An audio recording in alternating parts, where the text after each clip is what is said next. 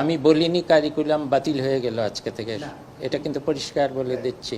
আমি প্রথমে বলেছি যারা যেখানে পড়ছে, যে ছাত্র ছাত্রীরা, তাদেরকে কোনো রকমের অস্বস্তিতে আমি ফেলবো না, আমার প্রথম প্রায়োরিটি।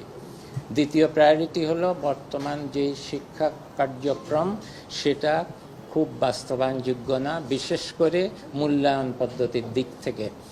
সেটা কি করে আবার সংশোধন করা যাবে, আগে অন্তত আগের শিক্ষাক্রমে প্রথমে ফিরে আর তারপরে আবার চিন্তা করবে নতুন করে কী করে হয়।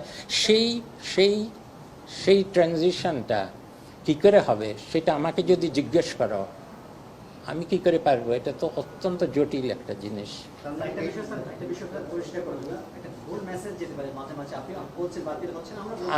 আমি বলছি হ্যাঁ,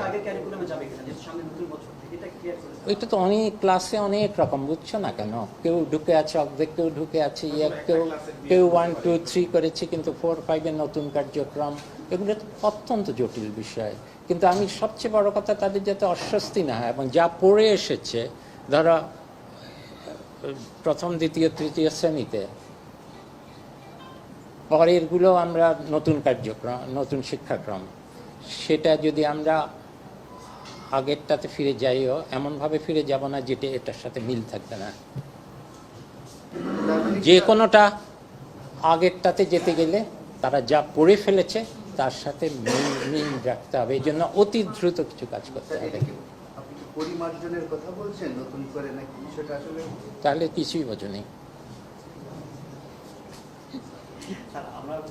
পরিমার্জন হবে যারা পড়ে ফেলেছে অনেক দূর, ক্লাস 9-এ পড়ে ফেলেছে, ক্লাস 10-এ আগের সবগুলো বই আছে কিন্তু আগের শিক্ষাক্রমের, কিন্তু ক্লাস 10, 9 পর্যন্ত পড়ে ফেললে তো সে কিছু কিছু জিনিস পড়ে ফেলেছে।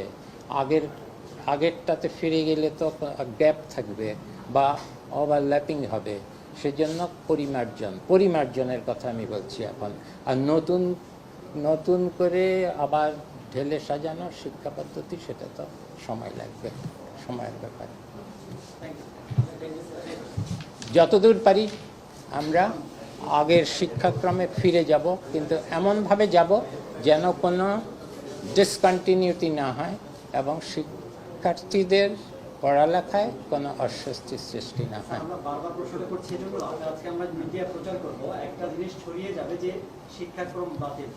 এটা করো না, আমি বলিনি শিক্ষাক্রম বাতিল, আমি বলছি আমরা আগের এই শিক্ষাক্রম বাস্তবায়নযোগ্য নয় বলে প্রতীয়মান হচ্ছে। আমরা কিভাবে অন্তত আগের শিক্ষাক্রমে ফিরে যাব এমনভাবে যাতে এখন যারা এই শিক্ষাক্রম, নতুন শিক্ষাক্রমে আছে, তাদের যাতে কোনো অস্বস্তি না হয়। এটা হলো মেসেজ।